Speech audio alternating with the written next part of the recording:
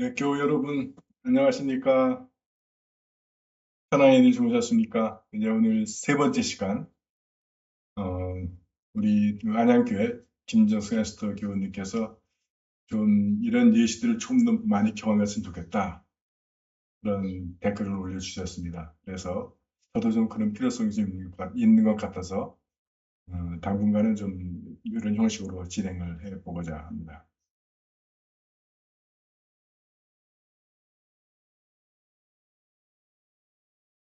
네, 제가 지금의 시기는 우리가 이제 그 유명한 목회자들에 의존하는 시기가 아니라 이렇게 신자 각 개인의 속에 넣어주신 성령, 예, 생명수, 성령님으로부터 우리의 물을 마시는 그런 시기대로 간다는 거예요. 그러기 위해서는 우리가 기도의 사용이 솟아야 되고 또 말씀의 사용이 우리 안에서 솟아나야 합니다. 그래서 우리 안에 있는 성령의 능력으로 우리가 성경 말씀을 읽을 때 거기서 우리가 하나님의 음성을 접하게 되고 또 그 음성에 우리가 응답하게 되고 또 그리고 거기에 대해서 이제 피드백을 주님께 드리는 것. 그것이 이제 말씀과 기도가 서로 상호 작용을 하는 것이 되겠죠.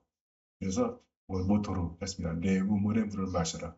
내 샘에서 솟는 물을 마셔라. 잠언 5장 15절에 있는 말씀입니다. 음.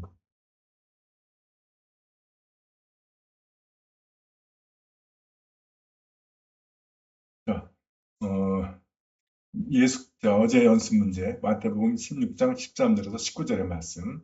예수께서 빌립보의 가이사랴 지방에 이르렀을 때에 제자들에게 사람의 아들을 누구라고 하더냐고 물으셨다. 어떤 사람들은 세례자 요한이라 하고, 어떤 사람들은 엘리야라고 하고, 또 예레미야나 예언자 가운데 한 분이라고 하는 사람들도 있습니다. 제자들이 이렇게 대답하자 예수께서 이번에는 그러면 너희는 나를 누구라고 생각하느냐 하고 물으셨다. 선생님은 살아계시는 하나님의 아들 그리스도이십니다. 시몬 베드로가 이렇게 대답하자 예수께서는 시몬 바르요나 너에게 그것을 알려주신 분은 사람이 아니라 하늘에 계신 내 아버지시니 너는 복이 있다. 잘 들어라. 너는 베드로이다. 내가 이 반석 위에 내 교회를 세울 터인즉 죽음의 힘도 감히 그것을 누르지 못할 것이다. 또 나는 너에게 하늘나라의 열쇠를 주겠다. 네가 무엇이든지 땅에서 매면 하늘에도 매여 있을 것이며 땅에서 풀면 하늘에도 풀려 있을 것이다 하고 말씀하셨다. 네, 이 말씀드립니다. 자, 관찰, 해석, 적용. 네, 적용해서 뽑아봤습니다. 관찰. 무엇이 쓰여 있는가? 내용이, 전체적인 내용이 베드로의 고백이죠. 자, 육하원칙. 언제? 빌립보의 가이사라에 이르렀을 때. 요때, 저때, 미국 장소이기도 하지만, 여기 이르렀을 때 말씀하셨다는 거예요. 여기 상당히 좀 의미가 있습니다. 빌립보의 가이사리아라는 지역이 지방이 도대체 어떤 지방이냐 하는 거예요. 그리고 어디서? 길에서. 정확한 장소는 길이죠. 빌립보의 가이사리아에 이르렀을 때 이제 길에서 제자들에게 물으십니다. 무엇을 질문을 당신이 누구냐고 물으셨다. 누가? 예수님이 제자들에게. 여기는 사람들도 등장을 하죠. 왜 물으셨느냐 하면 우리가 그 뒤를 보면 알죠? 베드로가 고백을 하니까 고백을 듣고 교회를 세우고 권세를 주기 위해서. 어떤 권세냐 하면 죽음의 힘도 감히 누르지 못할 권세고 아, 땅에서 매면 하늘에도 매여 있고 땅에서 풀면 하늘에도 풀려 있을 거다. 이거 보면 이 문장만을 놓고 보면 땅이 우선권을 가지고 있어요. 이런 막강한 권세를 주시기 위해서다. 자, 그래서 여기서 두 가지를 좀 여러분들이 아셔야 되는데 성경 상식입니다. 먼저 필리포의 가이사리아 지방, 가이사라 빌리포라고 하는데 빌리포는 헤로데의 아들로 분봉왕의 이 가이사리아 지방의 왕이었습니다. 그래서 이 도시를 원래는 판네이아 또는 아람어로 바니아스 판신이라고 하는 그 신에게 바쳐진 도시인데 그 도시 이름을 바꿔요.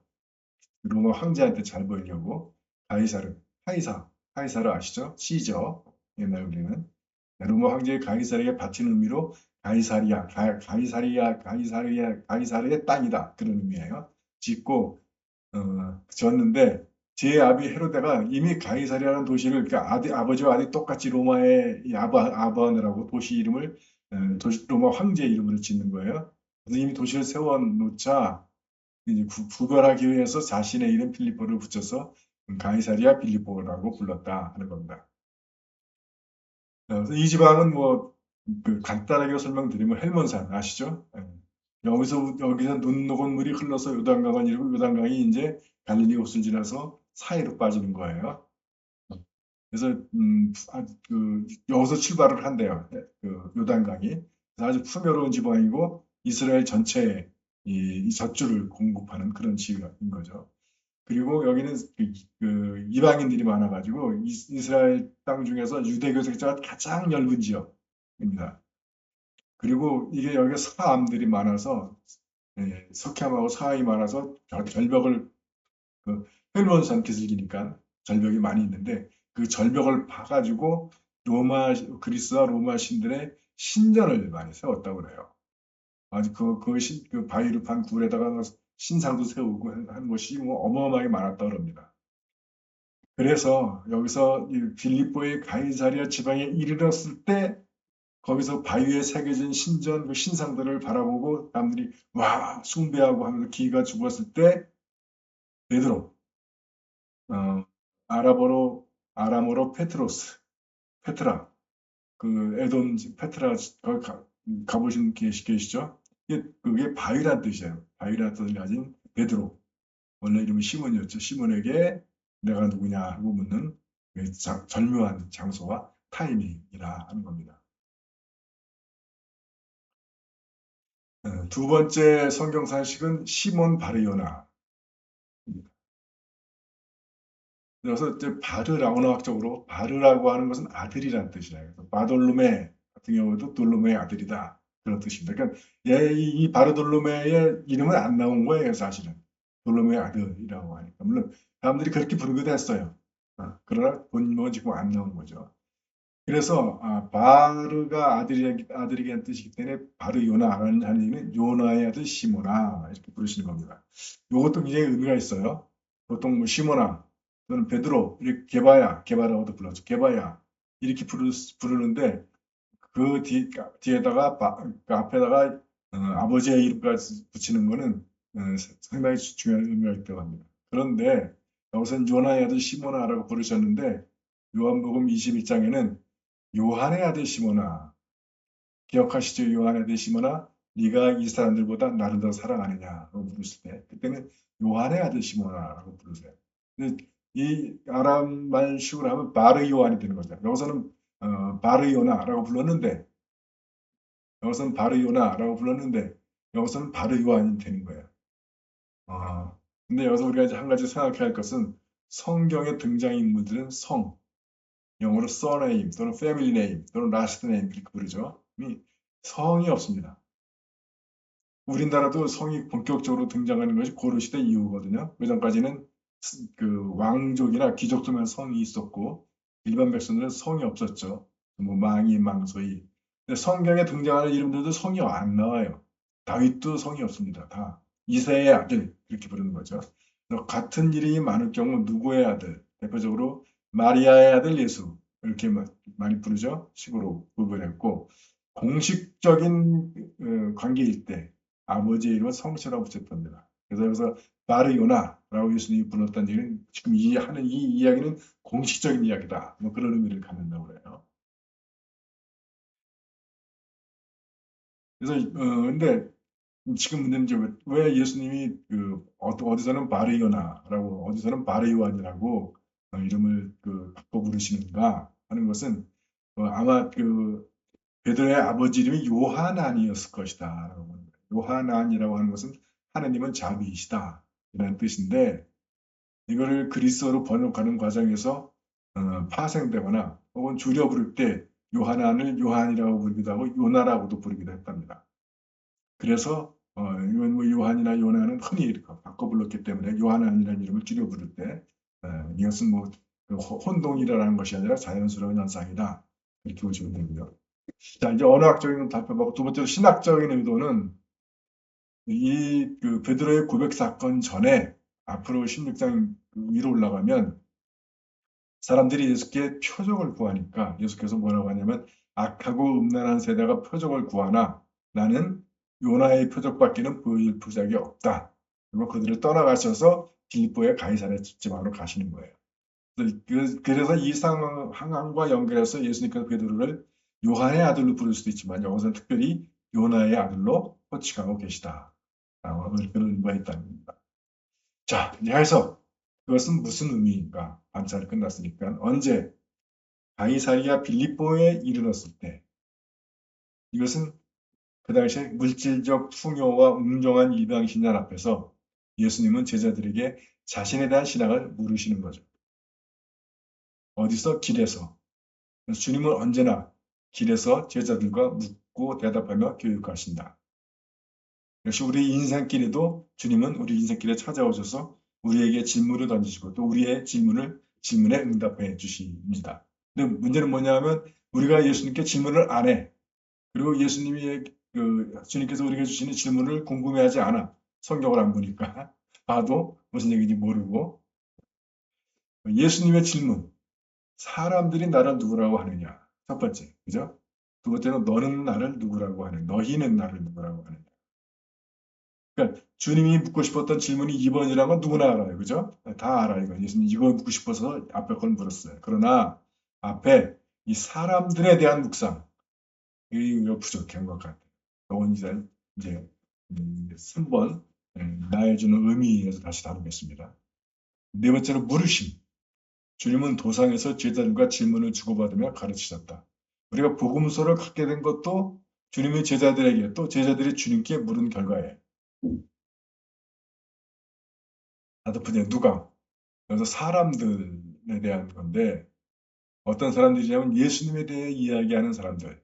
여기서는 세례자 요한이라고도 하고 엘리야라고도 하고 예레미야나 예언자 가운데 한 분이라고 한다. 이게 사람들이 예수님에 대해서 하는 이야기예요. 이런 이야기들을 누가 합니까?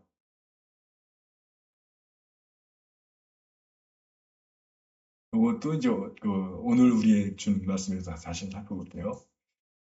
왜? 주님이 우리에게 묻고 고백을 듣고 싶어 하시는 것은 우리를 축복하고 세우시기 위함이다. 여기서 이제 중요한 것은 하나님께로부터 오는 것은 모든 것이 다 우리를 축복하시고, 우리를 치유하시고, 우리를 채워주시고, 우리를 세워주시기 위해서라는 거야.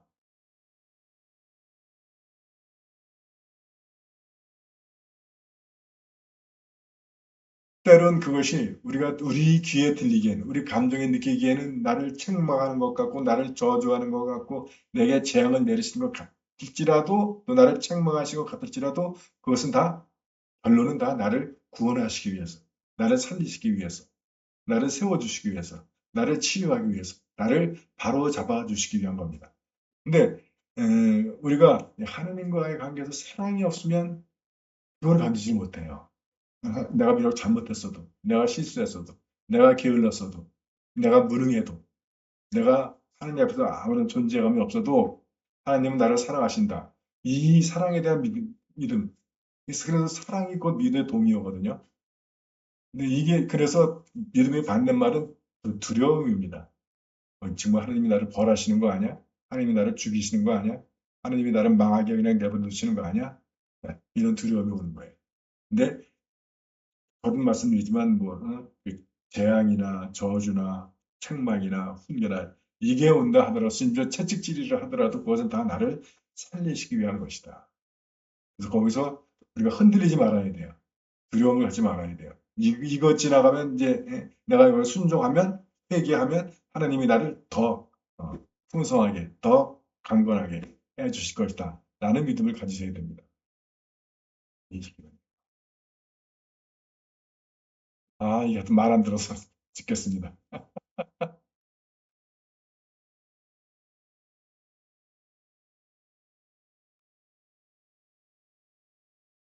자, 그것은 내게 무슨 의미인가? 언제? 때, 어느 때요? 네, 가이사랴 빌립보에 도달한 때 사람들이 인간과 물질, 그리고 이방신을 숭배하는 세태 속에서 나는 예수님에 대한 신앙을 올바로 견지하고 있는가? 다른 사람들이 다 이거 따라가면 우리도 흔들리게 된다는 거예요.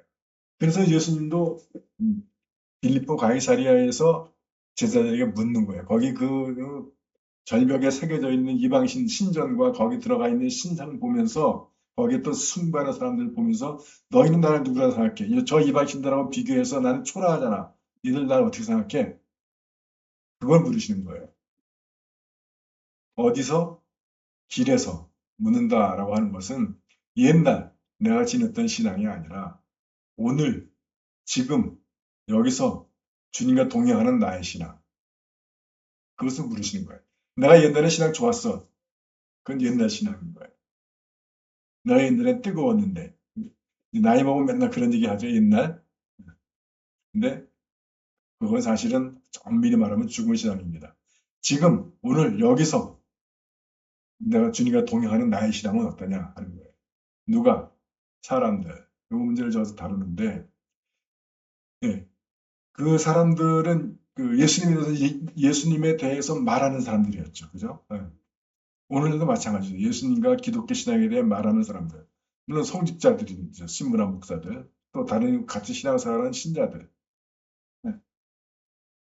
이분들을 통해서 우리는 예수님에 대해서 아는데 어느 정도로 알아요? 어디 갔냐? 세례자 요한이나 엘리야나 예레미야나 예언자 가운데 한 분.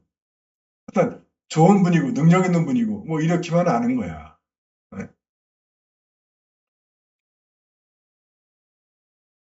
이분들 통해서 우리 예수님에 대해서 우리가 들은 거 거기에 머무르면 안 된다는 거예요. 그러면 그거 신앙들은 그 좋은 거지만 정확하지는 않다는 거예요.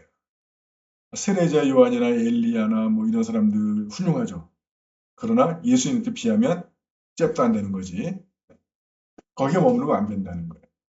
언론, 학교, 문화, 예술계 이 사람들에게 듣는 예수님이나 기독교 신앙에 대한 이야기는 예, 흔들리고 있는 거죠. 그래서 우리 아이 자녀들이 공부하면 학교 가서 공부하면서 뭘 배워요? 진화론을 배워. 그래서 거기서 진화론은 과학이고 창조론은 과학도 아니다. 뭐 이런 식으로 배우니까 뭐 흔들리는 거예요. 우리는 그들이 전하고 평가하는 예수님과 기독교의 모습에 현혹되고 있지는 않은가. 그래서 제가 자주 강조하는 말씀, 주님에 대한 고백. 그래서 베드로가 그리스도는 주님은 그리스도시요 살아계신 하나님의 아들이십니다. 100점이에요. 100점. 근데 그 다음에 또 도마의 고백이 있는 거예요. 나의 주님, 나의 하나님. 거기까지 가셔야 돼요. 그러니까 그리스도시고 살아계신 하나님의 아들이 나하고 무슨 관계냐는 거예요, 그게. 그게 나하고 아무 관계 없으면 소용이 없는 거지. 그분이 나의 주님이시고 나의 하나님. 그래서 복음서는 우리에게 거기까지 신앙이 나가기를 기대하고 있는 것 같아요. 우리는 그걸 뭐 도마가 불신앙이다, 도마의 의심이다 이렇게 얘기하고 있지만 도마가 그럴 사람은 아니죠. 단지 복음서 기자들은 도마의 입을 통해서 너네들 여기까지 가야 된다. 베드로의 고백은 목사나 성직자들이 신부들이 다 해주는 거예요. 그럼 맞아요. 100점짜리야. 그러나 그럼에도 불구하고 하나 부족한 것이 뭐냐면 나의 주님, 그분이 나의 주님, 나의 하나님이 되어야 한다.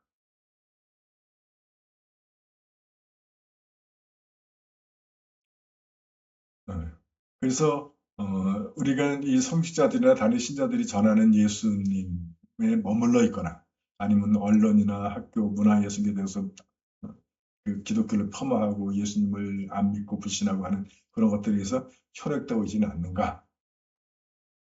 아니, 무엇을 반석처럼 흔들리지 않고 세워지는 신앙을 세워야 되겠다. 왜? 주님은 당신의 사역을 맡길 흔들리지 않는 믿음의 사람들을 찾고 계시기 때문에. 이 정도만 하겠습니다. 자, 이제 오늘의 과제는 요한복음 20장 19절에서 23절. 바로 지난 주일 본문이죠. 예. 자, 읽겠습니다. 이날 곧 안식 후 첫날 저녁에 제자들이 유대인들을 두려워하여 모인 곳의 문들을 닫았더니 예수께서 오사 가운데 서서 이르시되 너희에게 평강이 있을지어다. 이 말씀을 하시고 손과 옆구리를 보이시니 제자들이 주를 보고 기뻐하더라. 예수께서 또 이르시되 너희에게 평강이 있을지어다. 아버지께서 나를 보내신 것 같이 나도 너희를 보내노라. 이 말씀을 하시고 그들을 향하사 숨을 내쉬며 이르시되 성령을 받아라. 너희가 누구의 죄든지 사하면 사여질 것이요 누구의 죄든지 그대로 두면 그대로 있으리라 하시니라.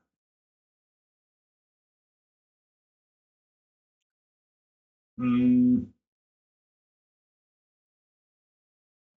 거듭 말씀드린 팁은 관찰, 해석, 적용.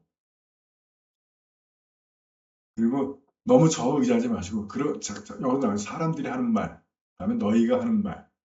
그러니까 여러분들이 제가 강의 한 번만 딱 머물러 있으면 바로 제가 그 사람들의 한 명이 되는 거예요. 그것은 제 말이지 여러분들의 고백이 아니란 말이에요. 제가 계속 시도하는 것은 여러분들이 고백하라. 여러분들이 깨닫고, 여러분들이 느끼고, 여러분들이 고백해 하로 가는 것. 그것이 저의 목표입니다. 뭐, 처음 하면 누구나 어렵고 힘들고 그래요.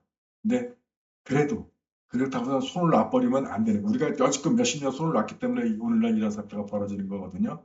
예. 어렵고 힘들고 뭐 진도가 별로 안 나가는 것 같고 진보도 없는 것 같고 해도 힘대로 한 걸 없이 가셔야 됩니다. 자, 용기를 내시고 힘내시기 바랍니다.